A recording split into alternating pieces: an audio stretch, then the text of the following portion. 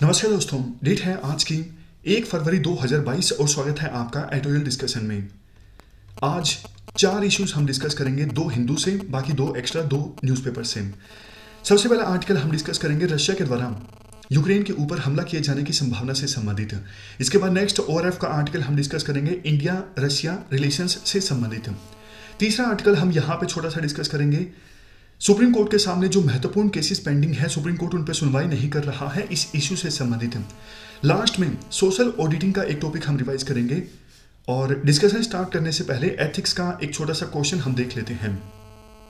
ये Abraham Lincoln की एक स्टेटमेंट है, nearly all man can stand adversity but if you want to test a man's character give him power. इसका मतलब ये है ऑलमोस्ट सभी जो लोग हैं एडवर्सिटी यानी बुरी सिचुएशन का सामना कर सकते हैं, बट अगर आप किसी मैन के किसी पर्सन के कैरेक्टर को टेस्ट करना चाहते हो तो उसको पावर दे के देखो। ये बात अब्राहम लिंकन ने बोली थी और आपको बताना है इस स्टेटमेंट से आप क्या समझते हो प्रेजेंट कंटेक्स्ट में।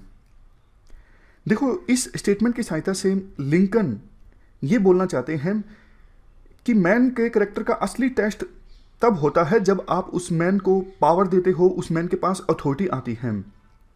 अदरवाइज तो देखो, हर एक पर्सन के पास में कुछ ना कुछ गुण तो होते हैं जिसकी सहायता से वो विपरीत परिस्थितियों का सामना कर सकता है, बट असली कैरेक्टर की पहचान तब होती है जब पावर और अथॉरिटी मिलने के बावजूद वो मैन जो है लालच, टायरनी, इन सब चीज़ों से दूर रहता है। देखो, इस स्टेटमेंट की सिग्निफिकेंस काफ़ी ज़्यादा है। आपने देखा होगा फॉर एग्जांपल कुछ कैंडिडेट्स जब सिविल सर्वेंट बन जाते हैं तो उसके बाद वो इस प्रकार से बिहेव करते हैं जैसे पैसा उनके लिए सब कुछ है।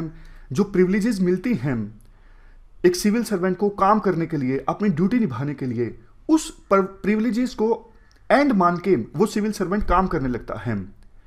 गरीबों के प्रति जो कंपैशन है वो खत्म हो जाता है। तो मतलब वो पर्सन जो है, जो सिविल सर्वेंट बना, वो कैंडिडेट जो सिविल सर्वेंट बना, वो पावर मिलने के बाद लालच, टायरनी, इन सब चीज़ों से दूर नहीं रह सका। मतलब उस कैंडिडेट का जो करेक्टर है वो स्ट्रॉन्ग नहीं था। जबकि इसके विपरीत काफ़ी सारे लोग आपने देखे होंगे, जैसे प्रेसिडेंट एपीजे अब्दुल कलाम या फिर बड़े बड़े actor for example Rajinikanth.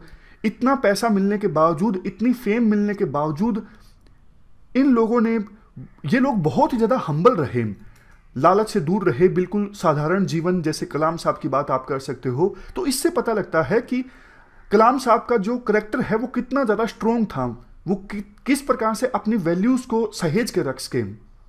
Even देखो, ये गवर्नेंस के एस्पेक्ट से भी काफ़ी ज़्यादा इंपॉर्टेंट है। आप एग्जांपल दे सकते हो अन्ना हजारे मूवमेंट का, या फिर सीधा सीधा पॉलिटिकल एग्जांपल नहीं देना चाहिए। आप लिख सकते हो कि कई बार कुछ लोग शुरुआत में तो हम्बल बैकग्राउंड से आते हैं, लेकिन मेंबर ऑफ पार्लियामेंट बन जाते हैं या फिर मंत्री बन जाते हैं, लेकिन बाद में एक बार पावर उनके पास में आती है तो उनकी जो वैल्यूज़ हैं वो चेंज हो जाती हैं। वो उस पावर और अथॉरिटी की सहायता से अपने सेल्फ इंटरेस्ट को प्रमोट करने लगते हैं। उनका करेक्टर पता लगता है कि इतना स्ट्रॉन्ग नहीं होता, लेकिन बात सिर्फ यहाँ पे इंडिविजुअल की नहीं है, इससे पूरी गवर्नेंस प्रभावित होती है। जैसे देखो, चुना गया था आपको सोसाइटी के लिए काम करने के लिए, बट आपकी जो करेक्टर है वो स्ट्रॉन्ग नहीं रहा। लालच के सामने आपने घुटने टेक दिए तो आप करप्शन करने लगे। करप्शन होगा तो नुकसान किसको होगा? सोसाइटी को होगा। नुकसान किसको होगा? गरीब लोगों को होगा। तो इस वजह से खास करके वो लोग जिनके पास में पावर होती है, अथॉरिटी होती है, उनका करेक्टर स्ट्रॉन्ग होना चाहिए। और वो कैसे हो सकता है? देखो, ग्रेट लीडर्स जो हैं जैसे एपीजे अब्दुल कलाम, महात्मा गांधी, इनसे सीखने की आवश्यकता है। लास्ट में आप कंक्लूजन में लिख सकते हो कि समहाउ सोसाइटी ऐसे लोगों की वजह से सफ़र करती है जिनके पास पावर और अथॉरिटी आने के बाद वो लालच, इन सब के सामने घुटने टेक देते हैं और अपने सेल्फ इंटरेस्ट को प्रमोट करने लगते हैं। मतलब इस प्रकार की लाइन आप लिख सकते हो कंक्लूजन में। फर्स्ट इंपॉर्टेंट आर्टिकल रशिया के द्वारा यूक्रेन के ऊपर हमला किए जाने की संभावना से संबंधित है। आप जीएस पेपर सेकंड के इस टॉपिक से आर्टिकल को रिलेट कर सकते हो। कंटेक्स्ट आपको पता है। आप ये मैप देखिए, ये यूक्रेन और रशिया का बॉर्डर है, और रशिया में देखो यूक्रेन के साथ लगते बॉर्डर पर ऑलमोस्ट रशिया की 1 लाख ट्रूप्स तैनात हैं। और संभावना ये है कि रशिया जो है जल्द ही यूक्रेन के ऊपर अटैक कर सकता है। इस वजह से यूएसए और रशिया के बीच काफ़ी सारी डिप्लोमेटिक एक्टिविटीज़ हुई हैं पिछले कुछ दिनों में, क्योंकि यूएसए चाहता है रशिया यूक्रेन के ऊपर अटैक ना करे। अब क्वेश्चन आपके मन में यह भी आया होगा कि रशिया आखिरकार यूक्रेन के ऊपर अटैक करना क्यों चाहता है। देखो, इसका रीज़न ये है, रशिया को ये लगता है यूक्रेन और जॉर्जिया ये जल्द ही नाटो के मेंबर्स बन सकते हैं, और अगर ये नाटो के मेंबर्स बन गए तो उसके बाद रशिया कुछ नहीं कर सकेगा।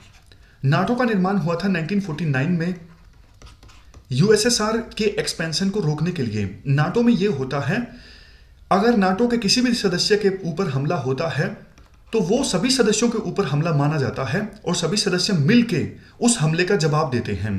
तो एक बार यूक्रेन नाटो का मेंबर अगर बन गया तो फिर रशिया यूक्रेन के ऊपर हमला करता है तो नाटो के सभी सदस्य इसका जवाब देंगे, यानी रशिया के ऊपर अटैक करेंगे, रिटालिएट करेंगे।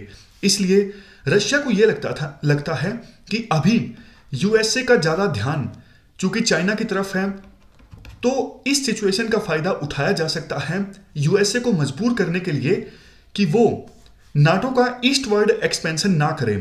थोड़ा सा मैं आपको यहां पे डिटेल में बताना चाहूंगा। देखो, इस मैप में जो सारे मेंबर्स हैं ना, ये पहले यूएसएसआर का पार्ट हुआ करते थे, ये देखो। लेकिन 1990-91 में आपको पता है यूएसएसआर 15 के आसपास टुकड़ों में बंट गया और ये सारे जो टुकड़े हैं ये अलग अलग हो गए, अलग अलग देश बन गए। अब पहले देखो, शुरू में नाटो बना था ना, नाटो में यूरोप के वेस्टर्न कंट्रीज हुआ करते थे, मतलब अभी भी हैं वो, जैसे जर्मनी, फ्रांस।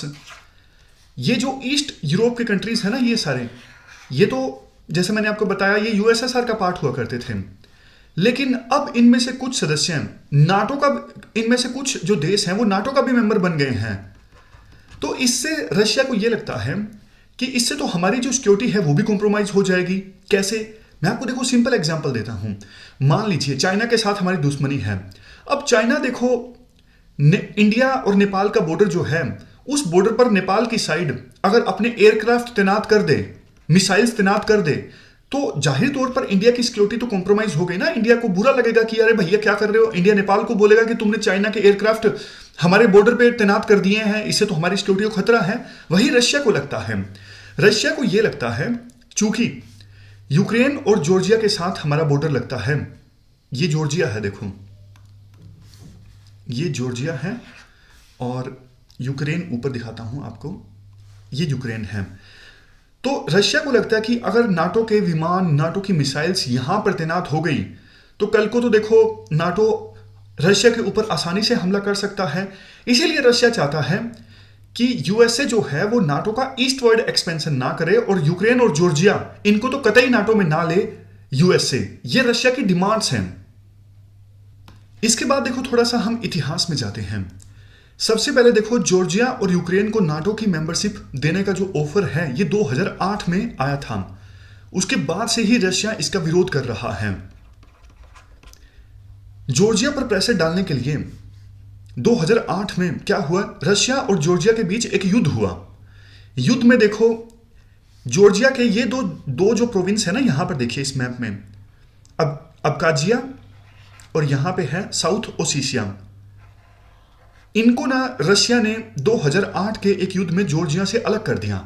जॉर्जिया ये कहता है ये हमारे प्रोविंस हैं, बट अब चूंकि ये यहां पर रशिया की मिलिट्री तैनात है इन दोनों प्रोविंसेस में, रशिया कहता है ये इंडिपेंडेंट हैं, ये जॉर्जिया का पार्ट नहीं है।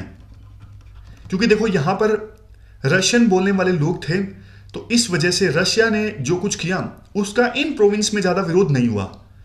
तो आज कुछ ही देश हैं, 6-7 से देश होंगे छोटे छोटे बिल्कुल, जिनकी कोई वर्ल्ड में ज्यादा सिग्निफिकेंस है नहीं, जैसे सीरिया और निकारागुआ, ऐसे ऐसे देश हैं जिन्होंने इनको रिकॉग्नाइज किया है। अदरवाइज ज्यादातर देश यही मानते हैं ये जॉर्जिया का ही पार्ट है, ये अलग से देश नहीं है। उसके बाद यूक्रेन को सबक सिखाने के लिए रशिया ने क्या किया, 2014 में क्रीमिया पर कब्जा कर लिया। आप ये मैप देखिए, ये जो क्रीमिया है ना, ये पहले यूक्रेन का पार्ट हुआ करता था। 2014 में रशिया ने यहां पे अपनी आर्मी भेजी, इस पर कब्जा कर लिया क्रीमिया पर, और रेफरेंडम भी करवाया। चूंकि यहां पर रशियन बोलने वाले लोग हैं, रेफरेंडम में 94% लोगों ने कहा कि हाँ हम रशिया के साथ जाना पसंद करेंगे। तो रशिया ने यह किया 2014 में। अब रशिया एक और चीज कर रहा है, क्या, मैं आपको बताता हूं। यूक्रेन के दो प्रोविंस हैं, एक तो देखो डोनेट्स्क, यहां पर देखो, एक है लुहांस्क। ये यूक्रेन के जो दो प्रोविंस है ना, ये अभी रशिया के द्वारा सपोर्टेड जो रिबल ग्रुप्स है ना, उनका यहां पे कंट्रोल है। जैसे देखो, आपको एग्जांपल दूं, चाइना मान लीजिए, पाकिस्तान मान लीजिए, इंडिया में रिबल ग्रुप्स को सपोर्ट करता है, आपको पता है ना। हमारे जम्मू एंड कश्मीर में पाकिस्तान आतंकवादियों को सपोर्ट करता है। उसी प्रकार से इन प्रोविंसेस में डोनेट्स्क एंड लुहांस्क, ये यूक्रेन में है फिलहाल, लेकिन यहां पे रिबल ग्रुप्स को सपोर्ट किया जाता है रशिया के द्वारा, और अभी यहां पर सेपरेटिस्ट का कब्जा है इस एरिया में। ये सब रशिया इसलिए कर रहा है ताकि यूक्रेन के ऊपर प्रेशर डाला जा सके कि यूक्रेन जो है वो वेस्टर्न कंट्रीज की तरफ मत जाए, नाटो का पार्ट मत बने। लेकिन इसके बावजूद यूक्रेन का जो टिल्ट है वो देखो वेस्टर्न कंट्रीज की तरफ, मतलब यूक्रेन का जो झुकाव है वो वेस्टर्न कंट्रीज की तरफ जारी रहा। तो इस वजह से रशिया ने अभी अपनी ट्रूप्स तैनात कर दी हैं यूक्रेन के साथ लगते बॉर्डर के नजदीक, ताकि यूक्रेन पे और ज्यादा प्रेशर डाला जा सके, और फिर भी नहीं यूक्रेन मानता है तो इवन अटैक किया जा सके यूक्रेन के ऊपर। लेकिन अब क्वेश्चन ये उठता है, वेस्टर्न कंट्रीज क्या करेंगे जब रशिया यूक्रेन के ऊपर अटैक करता है। बाइडेन ने तो कह दिया कि फरवरी में पुतिन आदेश दे सकते हैं यूक्रेन के ऊपर अटैक का। इसके अलावा भी अगर आप देखोगे, कुछ दूसरे देशों से संबंधित मामलों में भी रशिया ने अपने आप को काफी असर्ट किया है। जैसे देखो, बेलारूस में इंस्टेबिलिटी है, उस इंस्टेबिलिटी पर लगाम लगाने के लिए रशिया ने बेलारूस को सपोर्ट किया। और हाल फिलहाल में तो आपको पता है कजाकिस्तान का मामला आया, कजाकिस्तान में इमरजेंसी लगी, इतना ज्यादा वायलेंस हुआ। चूंकि कजाकिस्तान रशिया के साथ CSTO ट्रीटी में है, तो इस वजह से रशिया ने भी अपनी ट्रूप्स भेजी कजाकिस्तान में शांति इस्टेब्लिश करने के लिए। रशिया के साथ एक और देश की ट्रीटी थी आर्मीनिया का अजरबैजान के साथ युद्ध हुआ नगोर्नो कराबख प्रोविंस को लेके, उसमें भी रशिया ने एक प्रकार से मीडिएशन करवाने की कोशिश की। ये सारे एग्जाम्पल्स हमें संकेत देते हैं पुतिन जो हैं वो देखो ये चाहते हैं जैसी इज्जत USSR की हुआ करती थी कोल्ड वॉर के दौरान, रशिया की भी वैसी ही इज्जत होनी चाहिए। जितनी पावर USSR असर्ट किया करता था कोल्ड वॉर के दौरान, उतनी ही पावर्स, उतना ही इन्फ्लुएंस रशिया के पास होना चाहिए। ये पुतिन को लगता है। सिंपल भाषा में बोले तो पुतिन जो है वो USSR के दौरान, USSR के समय जो ग्लोरी हुआ करती थी USSR की, रशिया की भी वही ग्लोरी रिस्टोर करना चाहते हैं। अगर बात करें USA की, देखो जब ट्रंप राष्ट्रपति थे ना, तो ट्रंप तो आपको पता है क्या बोला करते थे, वो बोला करते थे नाटो किसी काम की नहीं है, नाटो तो USA के ऊपर बस फाइनेंशियल बर्डन डालती है, नाटो को जो मेंबर कंट्रीज हैं वो तो खुद तो कोई खर्चा करते नहीं है। ये सारी बातें ट्रंप बोला करते थे। मतलब ट्रंप के कार्यकाल में नाटो जो ऑर्गेनाइजेशन है वो बिल्कुल ठंडे बस्ते में चली गई थी। लेकिन अब बाइडन राष्ट्रपति बन गए हैं, तो बाइडन तो देखो अपने पुराने अलायंसेस को फिर से मजबूत बनाने में लगे हुए हैं। और रशिया ने जो कुछ अभी किया है, यूक्रेन बॉर्डर पर अपनी ट्रूप्स तैनात की हैं, आप सिंपल भाषा में यूं कह सकते हो, नाटो ऑर्गेनाइजेशन जो पहले ठंडे बस्ते में पड़ी थी ना, उसको एक नई लाइफ मिल गई है।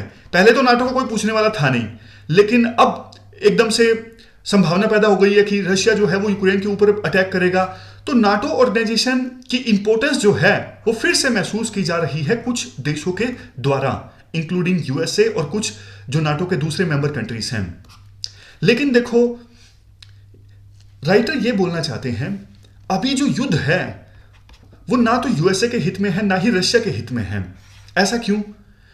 देखो, अगर रशिया यूक्रेन के ऊपर अटैक करता है तो रशिया को फायदे के बजाय नुकसान ज्यादा होगा। बस प्रेशर अगर डाल रहा है रशिया को तो रशिया को फायदा हो रहा है, अगर एक बार अटैक कर दिया फिर तो ज्यादा नुकसान होगा। नुकसान देखो इसलिए होगा, USA ने तो ऑलरेडी धमकी दे दी है कि अगर रशिया यूक्रेन के ऊपर अटैक करता है तो इतने जबरदस्त सैंक्शंस हम लगाएंगे रशिया के ऊपर, रशिया की जो इकोनॉमी है बिल्कुल आप कह सकते हो बहुत ज्यादा कमजोर हो जाएगी। ये रशिया नहीं चाहता। ऐसी सिचुएशन में रशिया की जो इंपॉर्टेंस है वो चाइना के ऊपर और भी ज्यादा बढ़ जाएगी। ऐसी सिचुएशन में चाइना का जो इन्फ्लुएंस है वो सेंट्रल एशिया में और भी ज्यादा बढ़ जाएगा। आप बोलोगे अरे चाइना तो रशिया का दोस्त है ना। नहीं नहीं, ऐसा कुछ नहीं होता। देखो इंटरनेशनल रिलेशंस में ना दोस्ती, यारी, दुश्मनी ये सब टेम्परेरी होता है।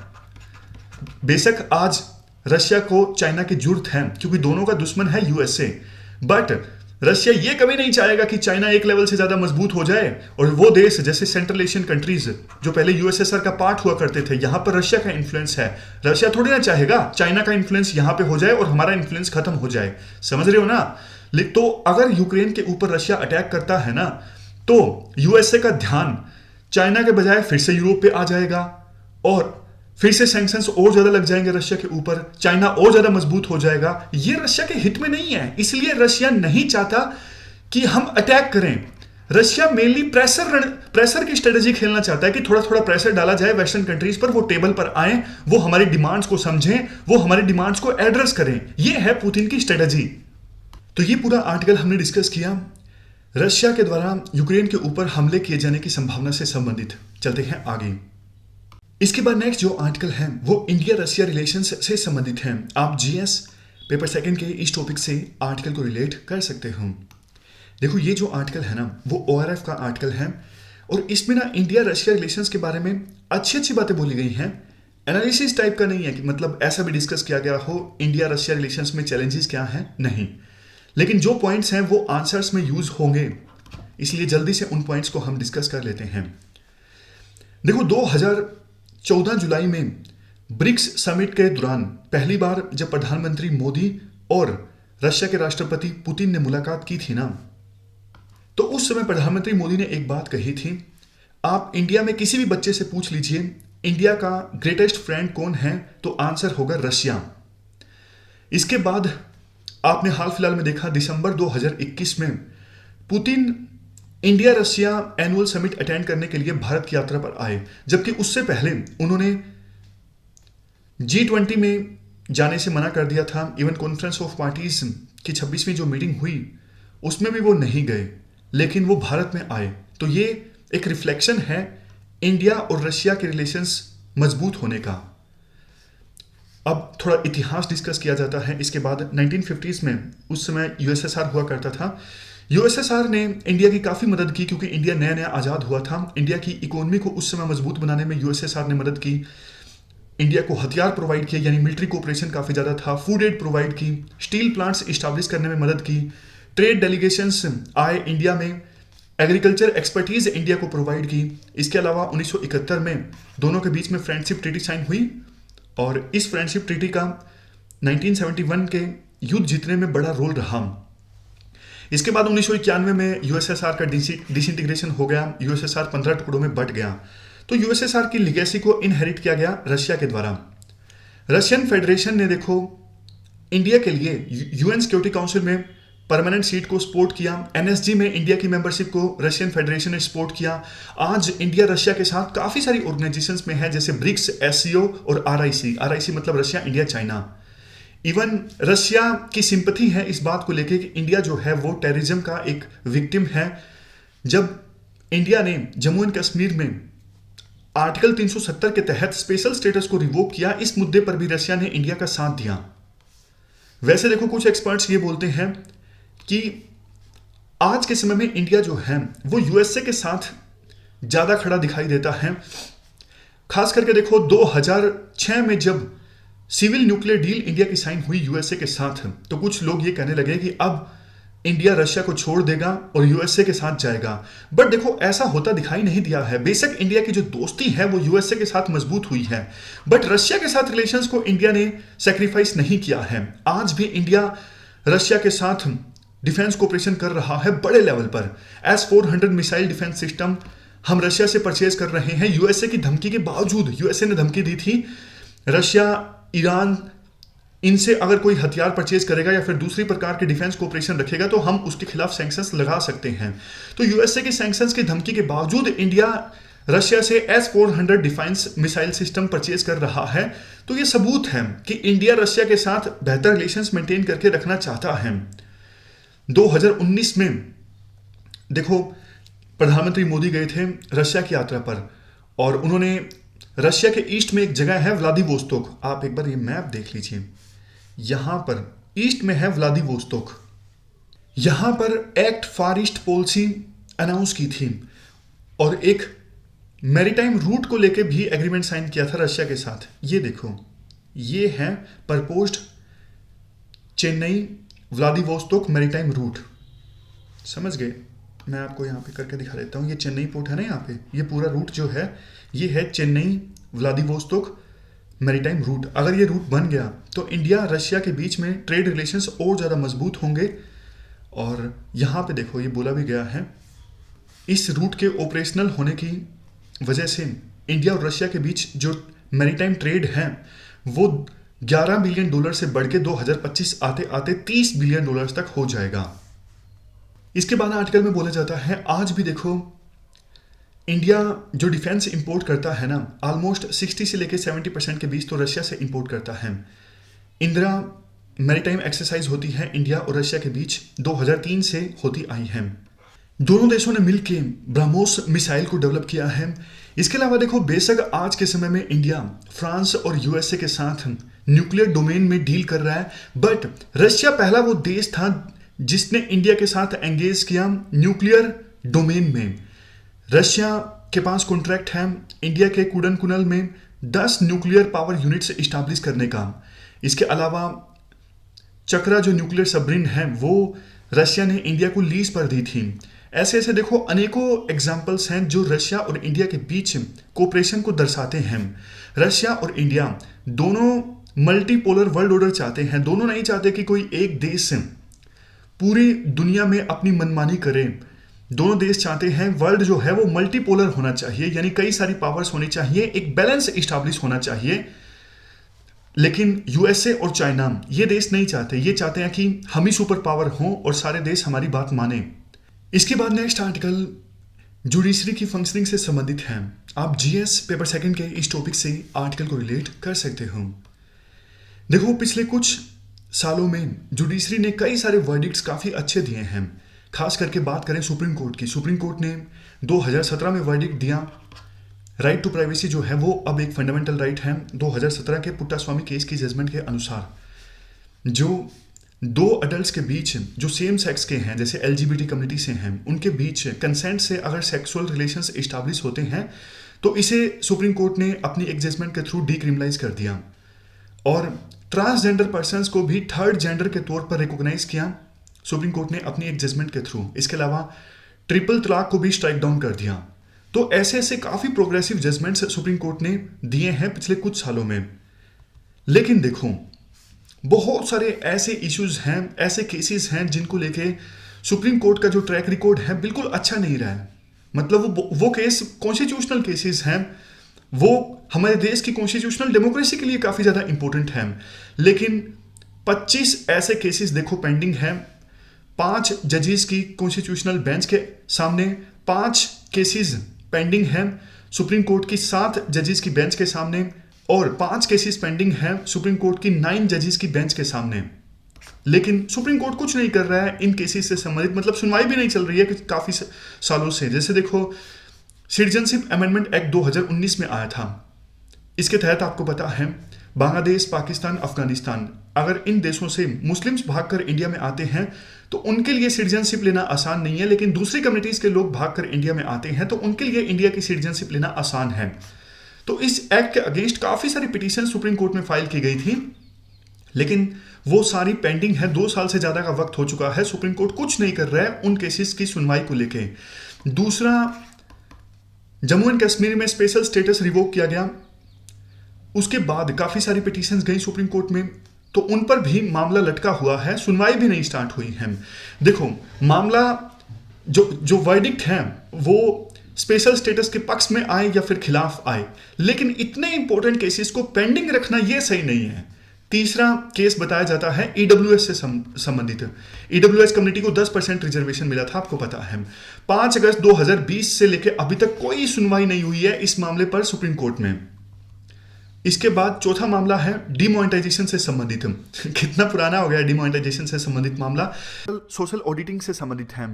आप जीएस पेपर 2 के इस टॉपिक और इवन जीएस पेपर 4 से भी इस आर्टिकल को रिलेट कर सकते हो।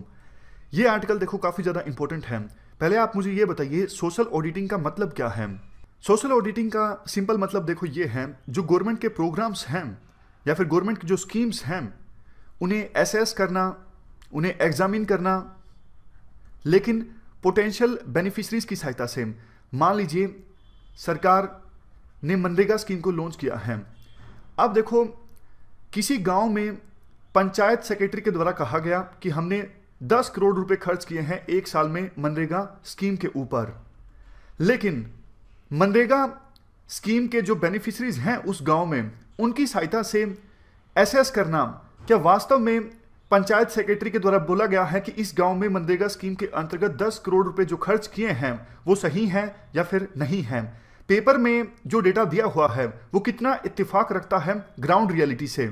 दोनों डेटा को मैच करना, ग्राउंड रियलिटी है क्या और पेपर में क्या डेटा है, लेकिन इस एक्सरसाइज को कंप्लीट करना पोटेंशियल बेनिफिशरीज की सहायता से। पोटेंशियल बेनिफिशरीज कौन? जो स्कीम के लाभार्थी हैं, क्योंकि देखो उनको तो सारा पता होता है ना। पंचायत सेक्रेटरी अगर कहता है कि हमने एक साल में 10 करोड़ रुपए मनरेगा पे खर्च किए हैं, तो मनरेगा वर्कर बोलेगा अरे भैया क्यों झूठ बोल रहे हो, 10 तो वर्कर है मनरेगा के और आप एक साल में 10 करोड़ रुपए कैसे खर्च कर सकते हो, तो घोटाले का पता लग जाएगा। ये है सोशल ऑडिटिंग। सोशल ऑडिटिंग काम कैसे करती है? देखो, किसी स्कीम से संबंधित रिकॉर्ड्स को रखा जाता है ग्राम सभा के सामने। ग्राम सभा, एक गांव में देखो जितने भी वोटर्स हैं उनके ग्रुप को कहा जाता है ग्राम सभा।